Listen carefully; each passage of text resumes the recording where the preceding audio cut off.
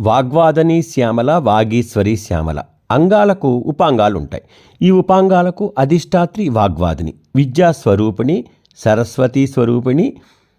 వాగ్వాదిని అంటే వాక్కుతో వాదన చేసి గలిచే శక్తి. వాగీశ్వరి అంటే వాక్కుకు దేవత ఆమె. రెండూ కలిపి ఈ తల్లి సాధకులకు అనంతమైన శక్తిని, జ్ఞానాన్ని, సామర్థ్యాన్ని, సంభాషణ చాతుర్యాన్ని అందిస్తుందని తెలియజేస్తున్నాయి. ఈ తల్లి సరస్వతీ స్వరూపిణి. ఆమె అయితే రెండు చేతులలో కలము, పుస్తకము ధరించి ఉంటుంది. నాయకులు, కవులు, నటులు, కళాకారులు, బహుభాషా పాత్రదారులు, వాక్సూరులు, వాక్శుద్ధి కలవారు, మంత్రులు ఈ తల్లిని తప్పకుండా ఆరాధిస్తారు. ఎవరిని? వాగ్వాదినిని, వాగీశ్వరిని. వాగ్వాదినిని స్మరించినంతనే మంత్రమే అసలు ఆమె మంత్రం గనక స్మరిస్తే ఆనకట్ట ఎరుగని వాగ్ధారకి సూచికగా ఉంటుందట. అంత గొప్పగా ఉంటుందట. వివిధ అంశాలపై జరిగే చర్చలలో, వాదోపవాదాలలో, సమయస్ఫూర్తిలోనూ వాక్శుద్ధి అందటానికి సాధకులకి ఈ వాగీశ్వరిని కలవటంతోనే మొదలుపెట్టేవారట ఒకప్పుడు. మాతంగి విద్యకు సంబంధించిన స్పృశించే బ్రహ్మ విద్యల్లో వాగ్వాదిని శబ్ద బ్రహ్మస్వరూపము. ధ్వని అక్షరముల మిళితమైన కలిపి అర్థవంతమైన వాక్కుగా ఏర్పడి సంభాషణను సాధ్యం చేస్తుంది. ఆ విధంగా అంతరంగంలోని ధ్వని తరంగాలను ఉత్తేజితం చేస్తే అద్భుతాలను సృష్టించవచ్చు. దీనినే మంత్రసాధన అంటారు. నేటి కాలంలో తలుపుల స్వరూపం అనవచ్చు. శబ్దబ్రహ్మము వాక్శుద్ధి యొక్క ఉన్నతమైన స్థానం నుంచి ఉత్పన్నమవుతుంది. ఆ తరువాత తక్కువ స్థాయి వద్దకు చేరుకొని అనంతమైన విశ్వంలోకి చేరి మూలధ్వనిలో విలీనమవుతుంది.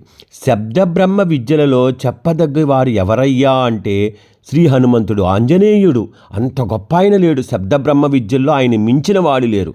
ఎందుకనంటే రామాయణంలో మరి సుందరకాండలో అశోకవనంలో ఒంటరిగా ఉన్న సమయంలో సీతాదేవి ఆత్మహత్య చేసుకోబోతుంది.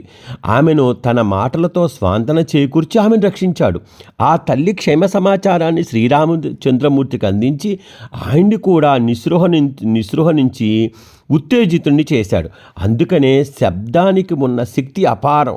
నాటి నుంచి నేటి వరకు అలా ఎందరో ఉన్నారు. అంతులేని విశ్వాంతరాలలో సృష్టికి మూలమైన ప్రవణనాద ధ్వనిని సదా శాశ్వతంగా నిలిచి ఉంటుంది. కాబట్టి వాగ్వాదిని ఎవరైతే పూజిస్తారో వాళ్ళకి అసలు ఇక వాగ్ధాటి అద్భుతంగా ఉంటుందండి. దాంట్లో ఇసుమంతైన అనుమానం లేదు.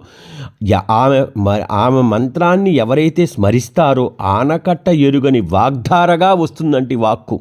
అంత గొప్పది తల్లి. కాబట్టి ఎవరైతే కవులు కావాలనుకుంటున్నారో, వాదాపవాదాల్లో సమయస్ఫూర్తి చూపించాలనుకుంటున్నారో, చర్చల్లో అనుకుంటున్నారో, వాక్శుద్ధి కావాలి నాకు ఖచ్చితంగా తల్లి కావాలనుకుంటున్నారో వాగ్వాదినిని, వాగీశ్వరిని తప్పకుండా పూజించాలి. ఎందుకంటే ఆమె విద్యా సరస్వతి స్వరూపిణి. ఆమెని మించినది లేదు.